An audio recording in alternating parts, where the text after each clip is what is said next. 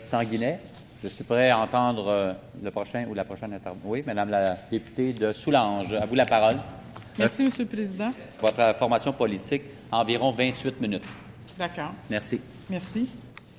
Écoutez, Monsieur le Président, je suis heureuse de pouvoir intervenir aujourd'hui sur le dépôt du rapport qui a été préparé par la Commission de l'Agriculture, Pêcherie et de l'Énergie et des Ressources naturelles en ce qui concerne l'acceptabilité pour le Québec du projet proposé par Enbridge Pipeline sur le renversement vers l'est d'un flux de l'oléoduc 9B situé entre North Westover et Montréal, décrit dans le document. Pourquoi je tenais tant à intervenir? Bien, Monsieur le Président, le pipeline passe beaucoup dans le territoire de ma communauté, dans le comté de Soulanges, et beaucoup de gens se sont sentis interpellés. D'entrée de jeu, Monsieur le Président, je voudrais souligner le travail de tous les gens qui étaient à la commission parce que tout le monde a travaillé en toute impartialité, faire en sorte d'entendre les préoccupations de tous et de pouvoir travailler au mieux-être de la population. Je veux particulièrement remercier les gens qui se sont déplacés, mais aussi ceux qui nous ont fait parvenir des mémoires. Et à cet effet-là, Monsieur le Président, vous allez me permettre de vous dire que pour moi, les audiences ont commencé un petit peu plus tôt parce qu'à mon bureau de comté, j'ai reçu beaucoup de personnes qui sont venues m'entretenir sur leurs inquiétudes, qui m'ont fait part de leurs préoccupations, etc. Puis bon, on a alors commencé à prendre des notes, faire des recherches, faire de la lecture et ce qu'on a découvert, puis je pense que c'est important de le relater, que c'est un pipeline qui est là depuis les années 70 et pour lequel le pétrole circulait d'ouest en est à l'époque. Vers les années 90, il y a eu une première inversion pour faire en sorte que le pétrole parte de l'est et aille vers l'ouest. C'est peu connu de la population, mais il faut le faire savoir aux gens là, qu'à l'origine, le pétrole était vraiment dans le sens où il est proposé de le remettre en ce moment. Ça, c'est un état de fait que nous avons pris connaissance. Il y a eu beaucoup de discussions, comme je vous dis, il y a eu beaucoup de visites à mon bureau de comté et suite à la demande qu'Enbridge a déposée à l'Office national de l'énergie, évidemment. Enbridge a fait des consultations dans le coin chez nous, notamment à Rigaud. Et à la suite de ces consultations, il y a eu un autre petit mouvement de population où les gens sont venus me voir et m'ont demandé de déposer une pétition. Alors, c'est ce que j'ai fait. J'ai pris la pétition que les gens ont fait signer, on l'a mis en ligne et voilà. On l'a déposé, si ma mémoire est bonne, après la rencontre, on l'a mis en ligne, en fait, le 17 avril 2013. Et on avait, à l'époque, c'était pour demander des auditions, puis qu'il y ait audience du BAP. Mais finalement, on a eu des consultations, mais tout ça pour dire que le 5 juin, on l'a déposé ici en Chambre, la pétition version électronique et la version papier. Bref, la version électronique, il y avait 5256 voix, puis la version papier, 172 voix. Alors, vous voyez, Monsieur le Président, que la population avait besoin d'être rassurée, puis c'est encore le cas. C'est pourquoi c'est important de tenir ces débats ici. En juin 2013, le gouvernement nous a annoncé que nous allions avoir les auditions à l'automne. Ce qui s'est produit, c'est que les auditions ont commencé le 26 novembre et se sont terminées le 4 décembre. Le 6 décembre, on a produit un rapport avec 18 recommandations, comme mes collègues du gouvernement l'ont dit tantôt. Et vous savez, on a travaillé sur 3 enjeux importants pendant cette commission. Il y avait un document qui avait été déposé à l'époque de consultation sur lequel les gens pouvaient se référer et ça donnait une base de travail, si vous voulez, pour les gens qui venaient nous déposer des commentaires, des mémoires. Et dans ce document de consultation, on peut comprendre qu'on voit déjà qu'il y a un enjeu très économique à ce pipeline qui est déjà existant et qui fait que nous pourrions maintenir 900 emplois pour des Québécois ici, au Québec, mais aussi pour faire en sorte que le secteur de la pétrochimie puisse continuer à se développer. Et là, Monsieur le Président, je vais être obligé de me référer au texte parce que il y a beaucoup d'informations, mais le secteur de la pétrochimie, il faut que les gens sachent là, dans quoi ça peut... c'est quoi les retombées, puis dans quoi on peut œuvrer quand on parle de pétrochimie. Moi, on sait tous que, bon, il y a plusieurs secteurs qui sont servis par le pétrole, que ce soit les transports, la construction, l'emballage, l'aéronautique, les textiles, la production agricole. Tout le monde utilise du pétrole. Mais ce qu'on sait moins, c'est que l'industrie de la pétrochimie emploie beaucoup de gens à Montréal-Est et qu'il y a une grappe industrielle là, qui fabrique et qui fait de la recherche pour plusieurs produits. Je pense, entre autres, à la fibre de polyester, les pellicules photographiques, des textiles, des plastiques recyclables. Bref, on n'a pas idée souvent de tout ce qui peut être fabriqué par l'industrie de la pétrochimie. On pense toujours pétrole, voiture, autobus, transport, on pense gaz. C'est automatique, mais c'est pas que ça, l'industrie de la pétrochimie, puis c'est pas que ça, le pétrole. Il y a, comme je vous disais, beaucoup de choses, des emballages alimentaires, des tapis. Bref, je vous ferai pas la liste de toutes les chaînes d'entreprises qui peuvent développer des produits qui le font déjà.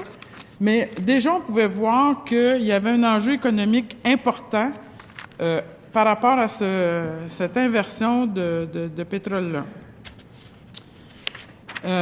La chose qu'il faut considérer, au-delà de l'enjeu économique, Monsieur le Président, c'est tout l'enjeu de sécurité, de prévention et de protéger notre environnement. C'est hyper important pour la population, mais pour les générations qui vont nous suivre. Et il y a plusieurs groupes qui nous ont interpellés à cet effet-là pour nous dire « Attention, attention à nos terres agricoles, attention à nos cours d'eau, attention à plein de choses dans l'environnement qui peuvent avoir un impact très important sur la population, mais sur le futur de nos jeunes. » Ce qui est dommage, il y a une petite partie moins le fun, là, mais je vous le dis en toute amitié, Monsieur le Président, celui qui est responsable de prendre les décisions vraiment dans ce dossier-là, c'est l'Office national de l'énergie, c'est l'instance où va se décider si l'inversion du flux du pétrole pourra se produire. Et ce qu'on aurait aimé, nous, de notre côté, c'est que le gouvernement puisse aller déposer sa position aux audiences de l'Office national de l'énergie. On sait que l'Ontario a fait plusieurs recommandations qui sont très, très importantes et on aurait aimé, nous, que la même chose se produise au Québec. Parce que le gouvernement du Québec est celui qui peut faire entendre la voix du Québec à l'Office national de l'énergie, mais ça ne s'est pas produit. Les gens, quand ils ont su que la consultation arrivait, ont trouvé qu'ils ont manqué de temps pour se préparer, mais quoique, je suis obligée de dire que les gens sont arrivés assez bien documentés et tout, mais je réitère que l'instance décisionnelle, c'est vraiment l'ONE, l'Office national de l'énergie, et qu'on aurait pu être plus présent. Alors, on déplore un peu l'absence du gouvernement, mais bon, j'imagine que les gens de l'Office national de l'énergie prendront en note les commentaires que les municipalités de mon comté ont fait là-bas. Parce que les municipalités dans mon comté ont jugé l'enjeu suffisamment important pour se déplacer, elles, puis aller faire des représentations, dont la MRC de Vaudreuil-Soulanges. Comme je vous le disais, de juridiction fédérale, ceci étant, je vous ramène au contexte de mon comté. La MRC de Vaudreuil-Soulanges est interpellée par ce dossier parce que l'oléoduc passe dans 5 municipalités de mes 15 municipalités de mon comté. Mais, Monsieur le Président, ce qui est important de retenir, puis je vous les nomme pour que les citoyens se reconnaissent, Saint-Élesphore, Sainte-Justine, Très-Saint-Rédempteur, Rigaud et Pointe-Fortune sont les municipalités qui sont immédiatement touchées par l'oléoduc. Ceci étant dit, Ça ne veut pas dire, M. le Président, que les autres municipalités ne sont pas touchées par ça.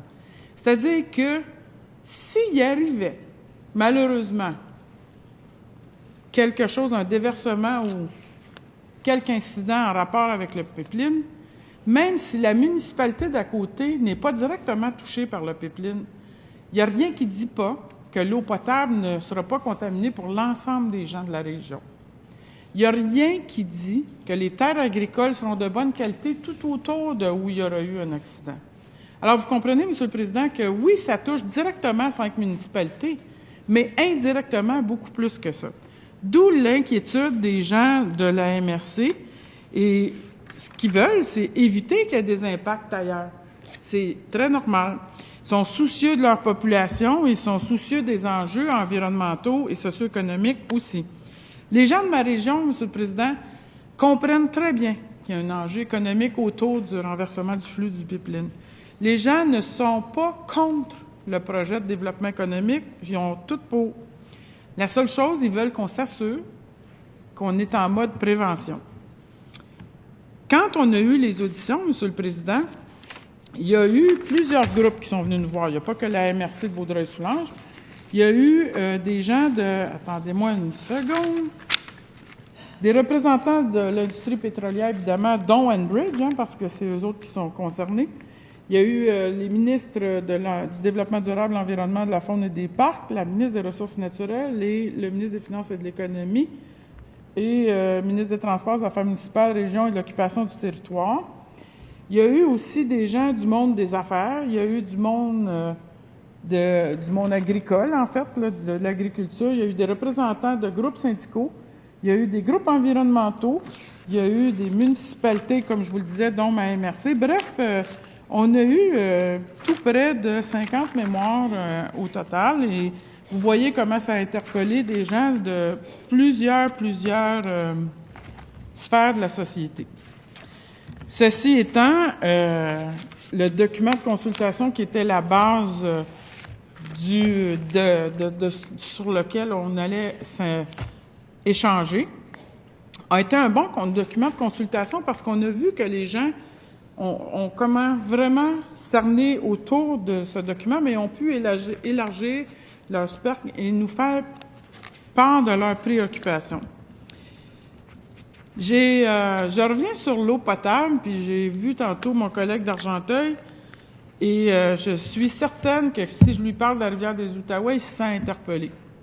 Sa population va être touchée par ça, puis j'ai un document qui dit que, ici, dans le document de la MRC de Vaudreuil-Soulanges, on nous indique que l'eau potable, s'il devait y arriver quelque chose, M. le Président, c'est tout près de 2 millions de personnes qui vont être affectées par ça. Et moi, je me souviens s'il y a 2 millions de personnes qui perdent leur approvisionnement en eau, j'ai posé la question, qu'arrive-t-il aux terres agricoles? Qu'arrive-t-il au bétail de ceux qui sont des éleveurs? Qu'arrive-t-il avec les sources d'eau potable et la régénération des terres agricoles? Parce que, c'est beau d'indemniser, mais après, on ne peut plus faire d'affaires, la terre est contaminée.